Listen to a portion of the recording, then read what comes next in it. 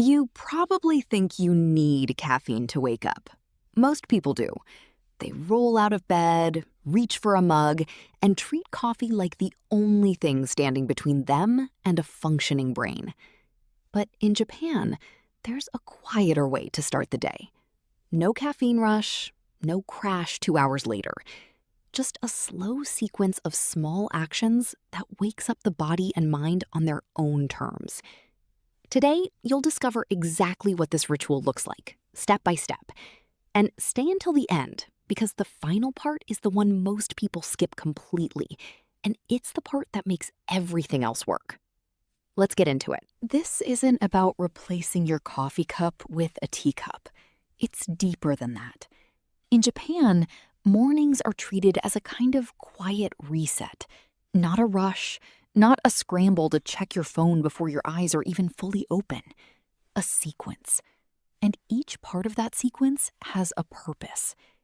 Most Western mornings start with urgency. Alarm goes off, phone comes out, coffee gets made while scrolling through emails. Your nervous system goes from 0 to 60 before you've even stood up. The Japanese approach works differently. It wakes the body up in layers. And once you understand why, you'll start to see why so many people who follow it say they don't crave caffeine the same way anymore. Here's how the ritual unfolds. The first layer, waking at the same time every single day. This sounds too simple to matter, but it's the foundation everything else is built on.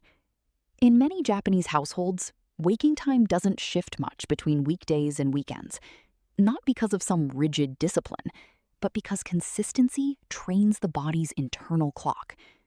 When you wake at the same time daily, your body starts releasing cortisol naturally, right before you open your eyes. That's the hormone that makes you feel alert. Coffee forces alertness from the outside. A steady wake time builds it from the inside. Most people ignore this completely. They sleep in on weekends, stay up late, then wonder why Monday morning feels impossible. But that's not the surprising part. The surprising part is what happens in the first 5 minutes after waking. The second layer, no phone. In a lot of Japanese homes, the phone stays in another room overnight. Not for some digital detox trend. It's older than that. It comes from a simple idea. The mind needs a few quiet minutes before it takes in the outside world. Checking your phone the second you wake up floods your brain with information, notifications, and other people's problems before you've even had a chance to think your own first thought. It's a jolt. And weirdly, it's a jolt a lot like caffeine, a spike of stimulation that fades fast and leaves you needing more. Skipping that spike changes the whole tone of the morning. Instead of reacting, you start the day responding on your own terms. We'll come back to why that matters. First, let's talk about light. The third layer, morning light. Opening the curtains, stepping onto a balcony, even just standing near a window for a few minutes. This is one of the most consistent habits across Japanese mornings, especially in older generations. Natural light early in the day helps regulate the body's internal clock, the same clock we mentioned earlier with cortisol. Light exposure early on tells your brain that the day has officially started, which helps you feel more naturally alert as the morning goes on. It's a small action, 30 seconds, maybe a minute, but it's doing something coffee can't do. It's syncing your body with the actual time of day, not just tricking it into feeling awake. Most people miss this one entirely. They wake up in a dim room, keep the blinds shut, and wonder why they feel groggy for hours. Now here's where it gets interesting. The fourth layer, warm water before anything else. Before tea, before breakfast, before anything hits the stomach. Many Japanese mornings begin with a glass of warm water.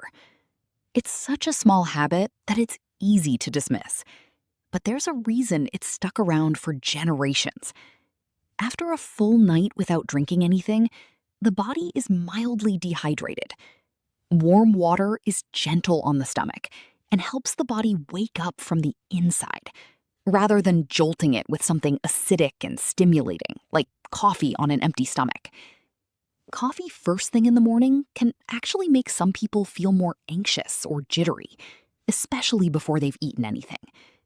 Warm water does the opposite. It's calm, grounding, a quiet signal to the body that the day is beginning gently, not aggressively.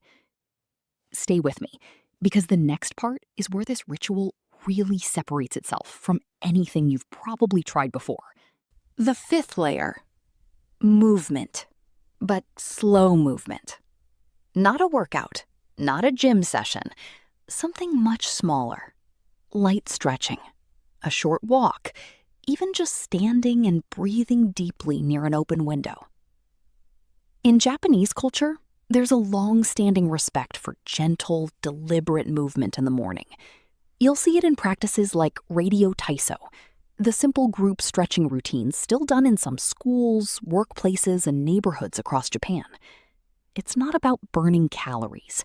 It's about circulation, getting blood moving, waking up the muscles the same slow way the mind is waking up. This is the layer most people skip because it feels unnecessary when you're tired. But that's exactly the point. Your body doesn't need intensity in the morning. It needs signals, gentle ones, that build gradually instead of forcing a spike. By this point, someone following this ritual hasn't touched caffeine, and yet they're already more alert than most people are after their first cup of coffee. But there's one more piece, and it's the one almost everyone leaves out. The sixth layer: a mindful breakfast, eaten without distraction. No phone, no laptop, no standing at the counter, eating in a rush. A traditional Japanese breakfast, something like rice, miso soup, grilled fish, or a simple seasonal dish, isn't just about the food itself. It's about eating it slowly, with attention, sitting down, tasting what's actually in front of you. This is the part that ties the whole ritual together.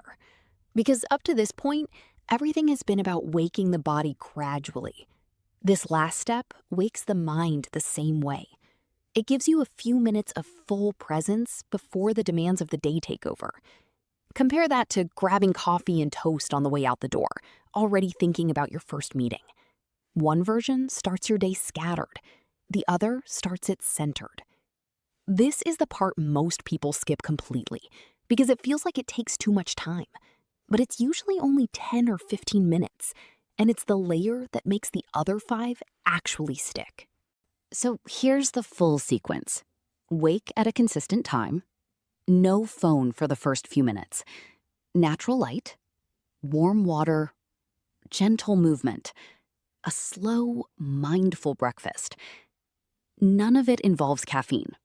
And none of it happens instantly, the way a shot of espresso does. But together, these layers build something coffee never can. A steady, natural sense of alertness that doesn't crash by 10 a.m. This doesn't mean coffee is bad.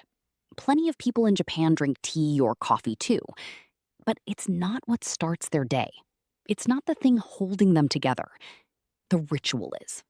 And that's really the difference. One approach depends on something external to force you awake. The other builds the habit of waking up from the inside, gradually, on your own terms. If you tried even 3 of these layers tomorrow morning, your body would probably respond faster than you expect. Not because it's magic, because it's consistent. And consistency is something caffeine can never fake. So here's a question for you. Which layer do you think would be hardest for you to give up? Your phone or your coffee? Let me know in the comments. If this gave you a new way to think about your mornings, hit like and subscribe for more videos like this one.